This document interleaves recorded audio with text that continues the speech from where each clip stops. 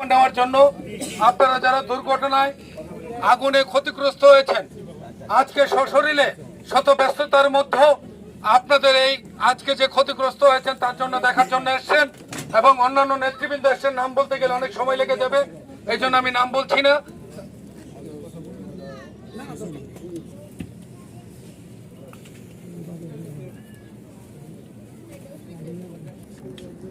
প্রিয় নিশাদ মহল্লাবাসী, গত রাতে আপনাদের এই মহল্লায় ভয়াবহ একটি অগ্নিকাণ্ড ঘটেছে।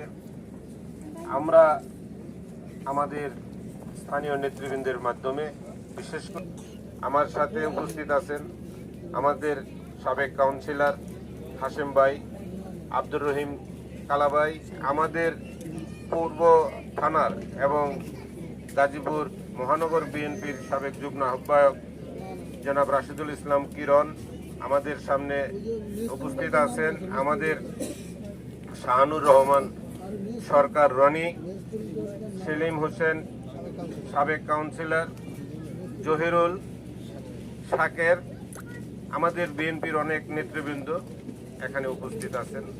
আপনারা যারা ক্ষতিগ্রস্ত পরিবার, আপনারাও এখানে উপস্থিত আছেন। আসলে সমবেদনা আমাদের মানবিক প্রধানমন্ত্রী, আমাদের এই ফেসির সময়ের যিনি সেই দূর থেকে এই দেশের গণতন্ত্র উদ্ধারের জন্য, এই দেশের সার্বভৌমত্ব রক্ষা করার জন্য এবং ফেসিস্টদেরকে চিরতরে বিদায় করার জন্য যিনি নেতৃত্ব দিয়ে আমাদেরকে সংগঠিত করে এই দেশকে আমরা ফেসিস্ট মুক্ত করেছি।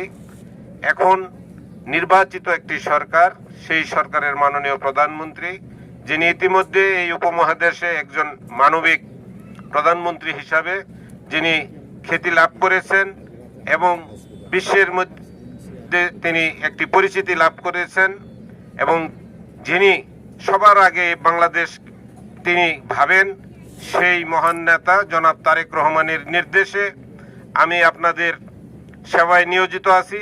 আমি প্রশাসক হিসাবে আজকে আপনাদের মাঝে এসেছি। আমি দেখে গেলাম, আমি বিশেষ করে আমাদের নেতৃবৃন্দদেরকে এবং আমাদের সাবেক কাউন্সিলর হাশেম ভাইকে বলে গেছি, আপনাদের সাথে যারা ক্ষতিগ্রস্ত হয়েছেন আলাপ আলোচনা করে আমার সাথে আগামীকালকে সিটি কর্পোরেশন অফিসে আসবেন, আমার সাথে বসবেন।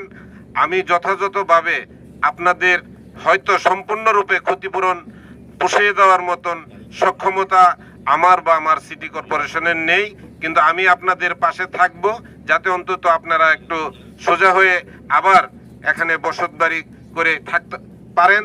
আপনাদেরকে সহযোগিতা করার জন্যই আমি কথা দিয়ে যাচ্ছি, আগামীকাল আসলে যত দ্রুত সম্ভব সেই ব্যবস্থা আমি নিব আপনাদের এখানে বসবাস করার জন্য। কথা দীর্ঘায়িত করব না, আপনারা সকলে ভালো থাকেন। এবং আমি শুনেছি যে কেউ কোনো শারীরিকভাবে অসুস্থ হননি, কেউ কোনো ক্ষতিগ্রস্ত হননি, আগুনে কেউ দগ্ধ হননি, এটা একটা আল্লাহর রহমত। তো আচ্ছা, যদি ওইরকম আহত অবস্থায় হসপিটালে থাকেন আমি ব্যবস্থা গ্রহণ করব। তো কথা আর না বাড়াই, আপনারা সকলেই সহযোগিতা করবেন হাশেম ভাইকে। হাশেম ভাই আমাদের বিএনপির সকল নেতৃবৃন্দ নিয়ে আমার সাথে যোগাযোগ করবেন। আমি আপনাদের পাশে আছি, থাকবো এবং আপনাদেরকে আমি সহযোগিতা করব। তো ধন্যবাদ সকলকে, ভালো